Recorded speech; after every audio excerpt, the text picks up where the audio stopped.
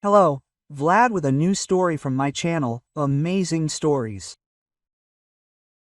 Did you let the driver go on purpose? Yes, Pavel slammed his hand on the Lada's steering wheel. Now we're stuck in this wilderness. And Ren stared silently out the window. Dark fields stretched on either side of the broken dirt road.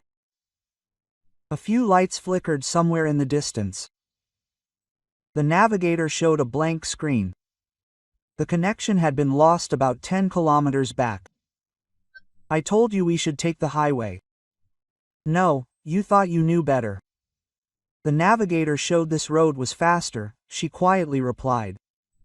Faster, Pavel mimicked.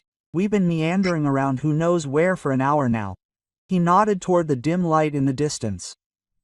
Or are you just homesick on purpose? Your backwater. Irene pressed her lips together and turned away. There was a painful ache in her chest. Pasha always did that. He'd find the most sensitive spots and press them with all his might, especially when he was angry. She closed her eyes and the memory faded. The village of Beryoskina, 20 households, a community center that hadn't been open for 15 years, and a shabby store. Their house stood on the edge, next to barns and pens.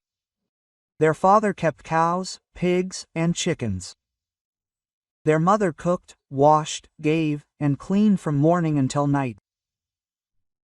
Her hands were red and cracked.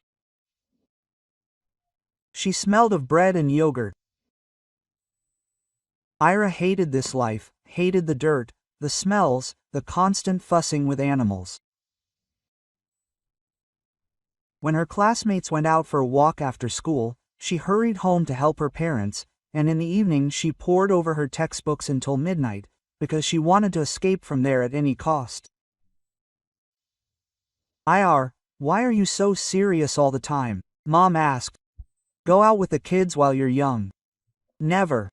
Just ditch your books. You'll get married and have kids anyway. I won't be like you, Sira snapped one day. I won't spend my whole life giving cows and wallowing in the mud. Mom turned pale, turned around, and left the house. Dad silently rose from the table and followed her. Ira was left alone in the kitchen and only then realized what she had said. But she didn't go to apologize. She simply sat down with her textbooks and read until the morning. At 18, she left. She entered a teacher training college in the regional center. She lived in a dormitory. She rarely came home, for New Year's and Easter. Her parents always brought her bags of food: cottage cheese, sour cream, eggs, lard. She took them, said thank you, and then gave them to her dorm mates. These village treats were too much for her. In her third year, she realized that a teacher's salary wasn't enough to escape the village. She needed something else. She started working part-time as an apartment cleaner. At first it seemed humiliating, but then she realized rich people paid well for quality work. And she knew how to work. Growing up in the village taught her not to be afraid of dirty work.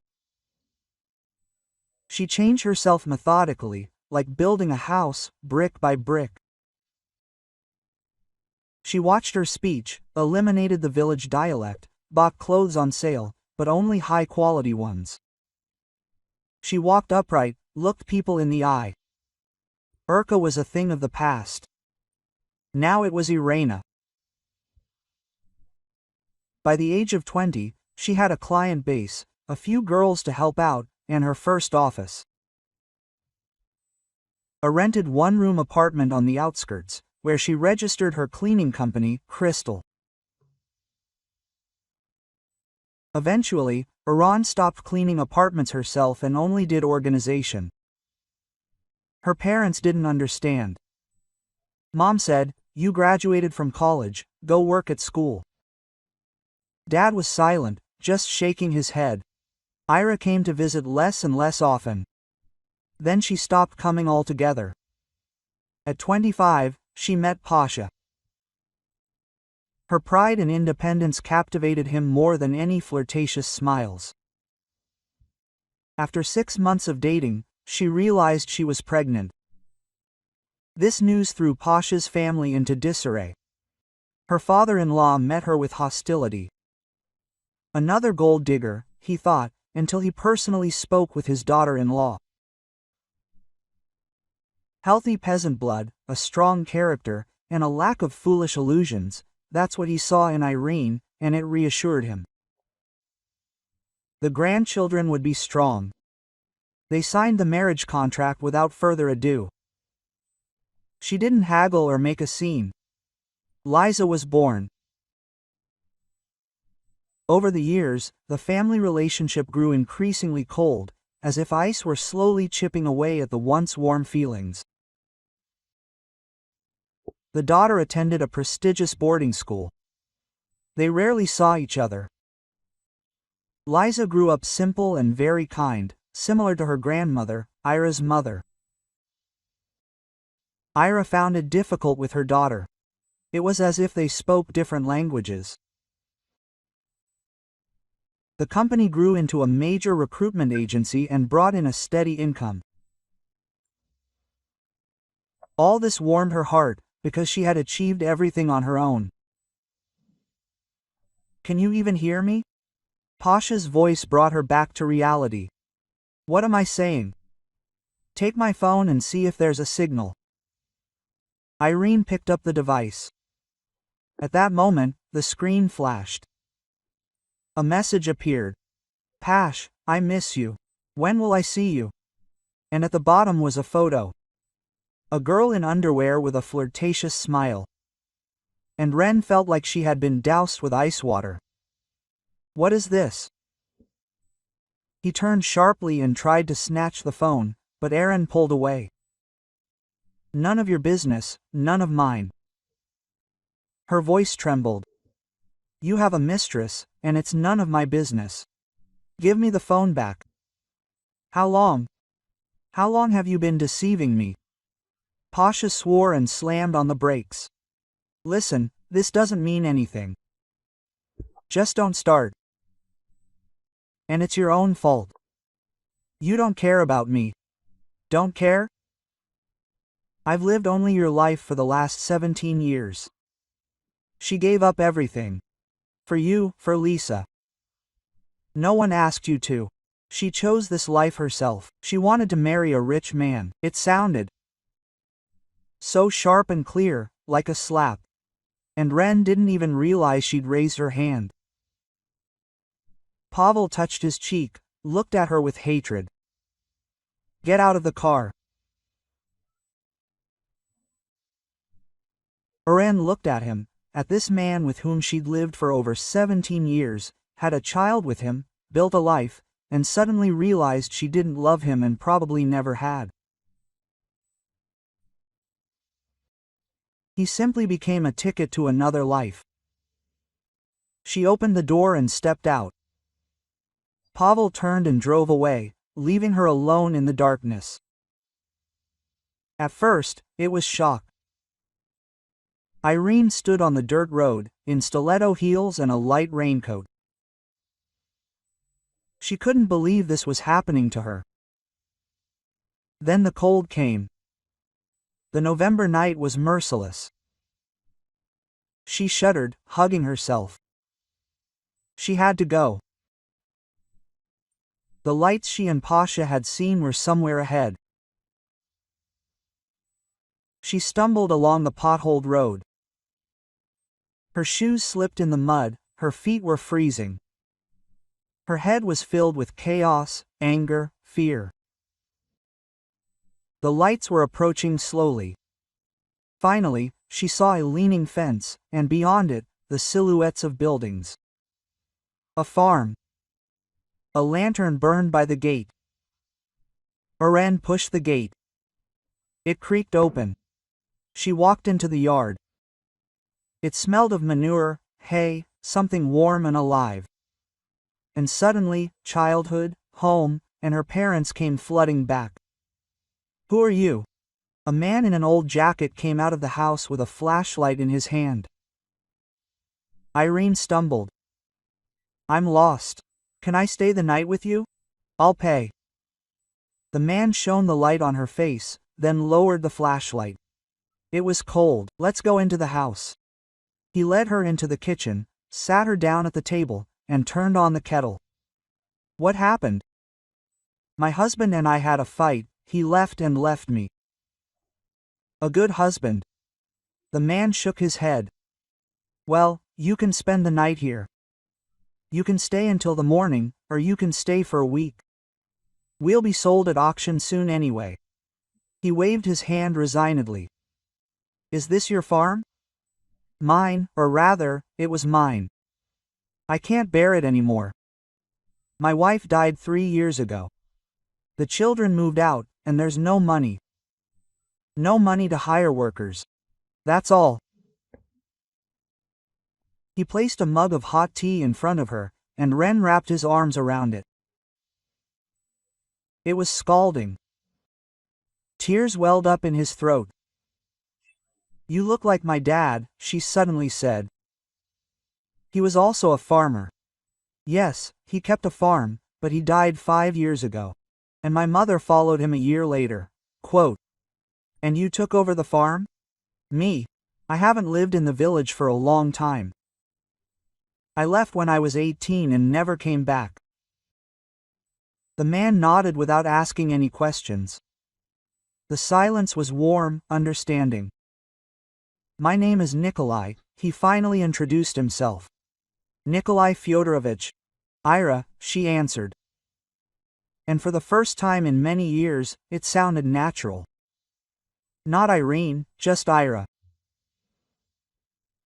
She spent the night in a small room on the second floor. She didn't sleep, she lay and stared at the ceiling. She thought about her parents, about the last time her mother called her, how she asked her to come over, and she refused. There was a lot of work, she said. Well, a month later, her father died of a heart attack. She came to the funeral, stood by the grave in an expensive black suit and felt like a stranger. The neighbors whispered, "Look, your daughter has arrived, how rich she's become, but she's completely forgotten her parents." She heard, but pretended not to hear. In the morning, she woke up to the smell of fried eggs. She went down to the kitchen. Nikolai Fyodorovich was standing at the stove. "Good morning. Would you like breakfast?" "Yes, thank you."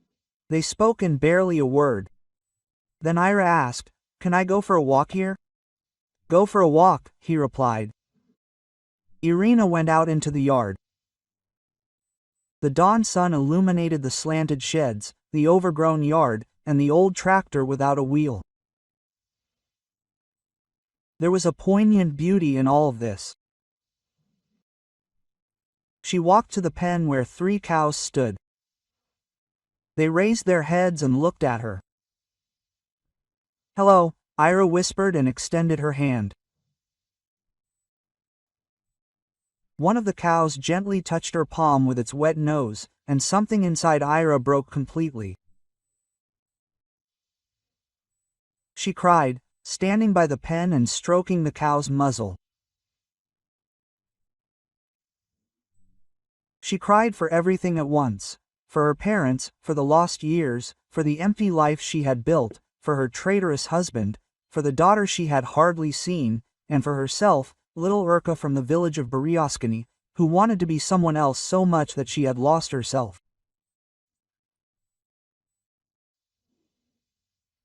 She returned home an hour later. "Nikolai Fyodorovich, if we find an investor, could we do something with the farm?" He looked at her in surprise. "Investors? Who would invest here?" "I'll invest. You?" "Oh, girl, you don't have that kind of money." "Yes. I have my own company, I can take out a loan, but first I need a plan."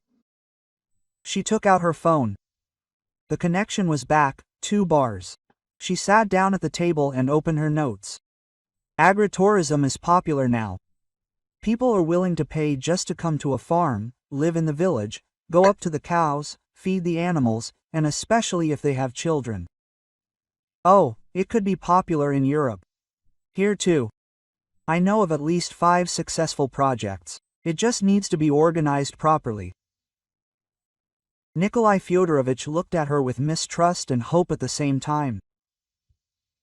And what do you want from me? Remain the owner and work, and I'll be the manager. We'll split the profits equally after deducting expenses. Does that suit you? Grandpa was silent for a long time, and then nodded. Let's take a chance. Pasha called 3 days later. Irene, grow up, I was wrong. It didn't mean anything. Just enough. She stopped him. I'm filing for divorce. What? Are you crazy? Well, no, for the first time in years, I'm sane. No, by the way, you won't get anything, the prenuptial agreement. And I don't want anything. You can't just leave. I can, I'm leaving already. He tried to threaten, shout, and persuade, but she was adamant, and after this conversation, she made an unexpected move, called a press conference and announced a new charity project for her husband's company. The company will pay for the stay of children from orphanages and large families at the Beryaskino Eco Farm. A good deed. A source of income, excellent publicity for the business, and good PR. The father-in-law was furious, but he could no longer abandon the project. It had all become too public, so he had to support it. 6 months passed. The farm was transformed. Work was in full swing. The team was repairing sheds and mending fences. Ira, in rubber boots and an old jacket, supervised the process. How did you organize all this? Nikolai Fyodorovich didn't understand anything. I just know how to work with people, she replied. And by summer, the farm opened. The first guests arrived in June, a family with 3 children from Moscow. Then the flow only grew. People lived in the renovated guest houses, helped with the farm work, fed the animals, and picked berries. Rave reviews multiplied on social media. Ira worked 14 hours a day, but this was a different kind of work. Not for status, not for money, but to watch the sunset over the fields every evening and feel like she was home. Lisa arrived at the end of July. A tall 17-year-old with a thick, blonde braid, wearing jeans and a t-shirt, looking like the grandmother she never knew. Mom, it's so beautiful here, she said, standing in the middle of the yard and looking around. Can I stay here with you until the end of the holidays? Of course. They spent their evenings on the veranda, drinking tea with milk, talking about everything. For the first time in many years, Ira felt like she knew her daughter. Mom, I don't want to go to business school, Lisa confessed one evening. I want to be a veterinarian. Well then, you'll be a veterinarian. And Dad said it was stupid. No, Dad is wrong. Maybe he's stupid himself. Do what you love, quote. Elisa hugged her. I'm glad you've changed. I didn't just change, Irina said. I became myself. August came. Early in the morning, Ira was standing by the pen and feeding the cows. Nikolai Fyodorovich came out of the house with a bucket. Good morning. Good. Will you take the milk to the kitchen? Yes. And you skim the cream. They worked diligently, just like her parents once did. And Ira suddenly realized she was happy. Just happy, without reservations, without ifs, without looking back at other people's opinions. In the evening, they sat with Nikolai Fyodorovich on the veranda, drinking tea and watching the sunset. You know, Cher, I thought that everything it's over. I'll sell the rest of the farm and move into my son's apartment to finish my business. And now I want to live and work.